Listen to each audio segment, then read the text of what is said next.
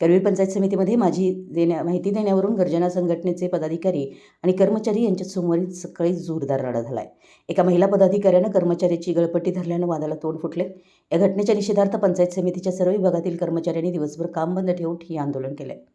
दरम्यान कर्मचाऱ्याच्या समर्थनार्थ उमेदच्या शेकडो महिलांनीही पंचायत समितीच्या आवारात ठिय्या मांडून गर्दी केल्यानं दिवसभरात परिसरात तणावपूर्ण वातावरण होतं.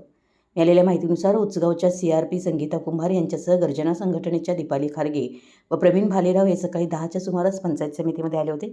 त्यांनी पाणी व स्वच्छता विभागात जाऊन उपस्थित कर्मचाऱ्याकडे हलचाल रजिस्टर आणि ओळखपत्राची मागणी केली. यावेळी कर्मचारी अनुप पाटील यांनी आपण कोण आहात, वरिष्ठ अधिकाऱ्यांच्या परवानगीशिवाय ही माहिती देता येणार नाही असं सांगितलं. यावरून खारगे आणि पाटील यांच्यात शाब्दिक चकमक उडाली.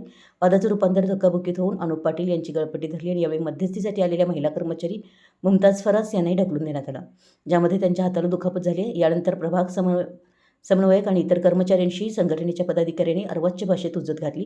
या प्रकारामुळे संतप्त झालेल्या कर्मचाऱ्यांनी तातडीनं काम बंद आंदोलन पुकारलं. 2 वेगवेगळी ठिय्या आंदोलनं सकाळी 10 ते दुपारी 1 वाजेपर्यंत पंचायत समितीत गोंधळाची स्थिती होती. गटविकास अधिकारी संदीप भंडारे व सहाय्यक गटविकास अधिकारी सुहास पाटील यांनी कर्मचाऱ्यांची चर्चा करून कायदेशीर कारवाईचं आश्वासन दिलं. यानंतर कर्मचारी तक्रार देण्यासाठी लक्ष्मीपुरी पोलीस ठाण्याकडे रवाना झाले. दुसरीकडे CRP संगीता कुंभार यांच्या भूमिकेचा निषेध करत उमेद केडरच्या शेकडो महिलांनी कर्मचाऱ्यांना पाठिंबा देण्यासाठी पंचायत समितीच्या आवारात दुसरा ठिय्या मांडला. प्रशासकीय वचक संपला. 2 दिवसापूर्वीच तालुका आरोग्य अधिकाऱ्यांना खंडणीसाठी धमकी दिल्याचा प्रकार घडला होता.